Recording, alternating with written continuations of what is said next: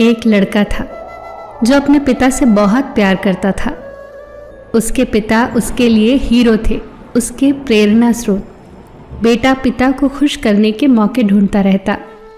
एक दिन वो उन्हें लेकर एक रेस्टोरेंट में गया, क्योंकि उसे याद था कि उसके पिता को कभी बाहर का खाना बहुत पसंद हुआ करता था। पिता बहुत बूढ़े और कमज़ोर हो चुके थे, पर बेटा उनके साथ पुरानी यादें जीना चाहता था। वो उनके चेहरे पर खुशी देखना चाहता था।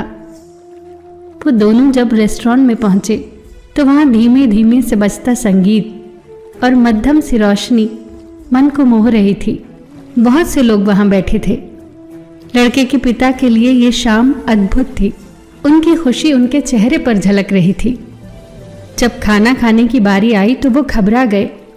हाथ कांपने की वजह से खाना उनके कपड़ों पर गिरने लगा। वो बेहद शर्मिंदा महसूस करने लगे। तभी उनके हाथ से चम्मच जोर से आवाज करते हुए नीचे गिर गया। आसपास के लोगों का ध्यान उनकी तरफ चला गया और सभी उन्हें देखने लगे। लड़का अपनी जगह से चुपचाप उठा। उसने अपने पिता का मुंह साफ किया, उनके कपड़े पोंछे और फिर उन्हें अपने हाथ से खिलाने लगा। पिता ने कहा, मुझे माफ कर दो बेटा, आज मेरी वजह से तुम्हें शर्मिंदगी झेलनी पड़ी। लड़का इस पर बोला, क्यों पापा? जब मैं छोटा था और ऐसे ही सारा खाना गिरा दिया करता था, तब आप शर्मिंदा होते थे क्या? ये सुनकर पापा का चेहरा खुशी से खिल गया। वहां बैठे सब लोग उन्हीं को देखे जा रहे थे। बिल चुकाने के बाद जब वो वापस जाने लगे तो पीछे खड़े एक सज्जन ने उनसे कहा, सुनिए, आप कुछ छोड़े जा रहे हैं। लड़के ने अपनी जेबें टटोली और कहा, नहीं तो। सज्जन ने फिर कहा, हाँ, आप कुछ छोड़े जा रहे हैं। यहां बैठे हर पिता के लिए एक उम्मीद और हर बेटे के लिए एक सबक छोड़े जा रहे हैं।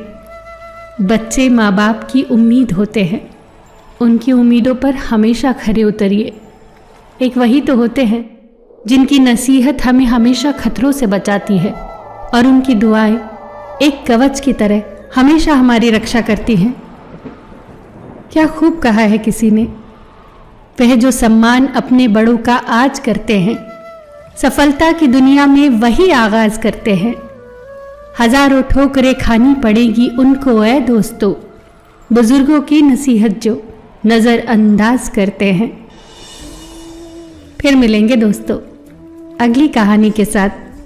तब तक के लिए अपना ख्याल रखना और हमेशा मुस्कुराते रहना।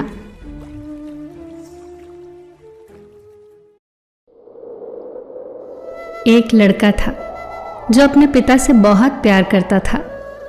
उसके पिता उसके लिए हीरो थे, उसके प्रेरणा स्रोत। बेटा पिता को खुश करने के मौके ढूंढता रहता।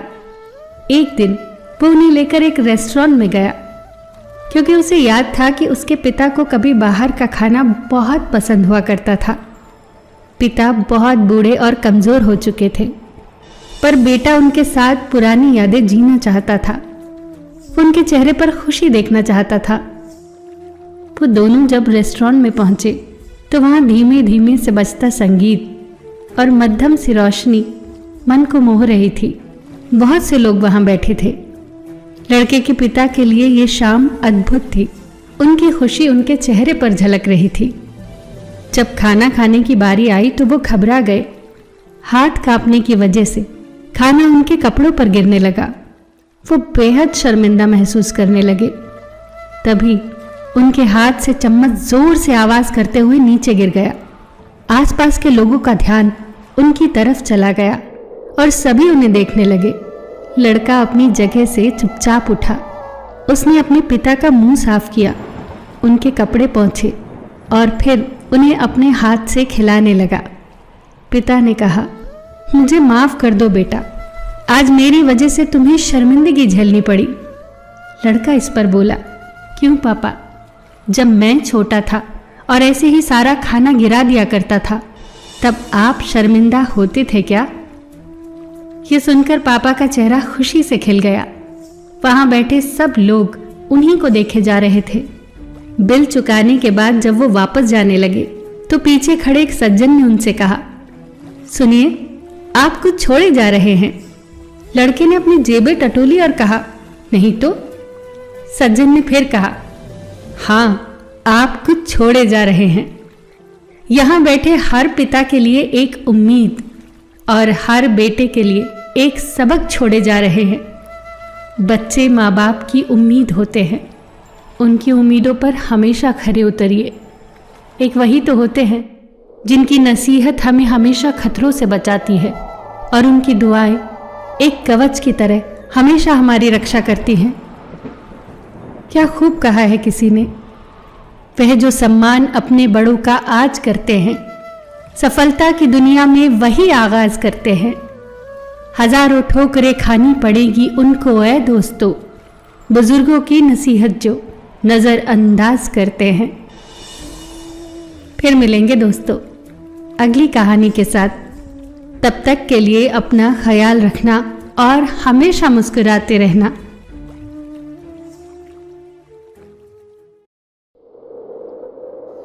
एक लड़का था जो अपने पिता से बहुत प्यार करता था। उसके पिता उसके लिए हीरो थे, उसके प्रेरणा स्रोत। बेटा पिता को खुश करने के मौके ढूंढता रहता। एक दिन वो उन्हें लेकर एक रेस्टोरेंट में गया, क्योंकि उसे याद था कि उसके पिता को कभी बाहर का खाना बहुत पसंद हुआ करता था। पिता बहुत बूढ़े और कमज़ोर हो चुके थे, पर बेटा उनके साथ पुरानी यादें जीना चाहता था। वो उनके चेहरे पर खुशी देखना चाहता था। वो दोनों जब रेस्टोरेंट में पहुंचे तो वहाँ धीमे धीमे से बजता संगीत और मध्यम सी रोशनी मन को मोह रही थी। बहुत से लोग वहाँ बैठे थे। लड़के के पिता के लिए ये शाम अद्भुत थी।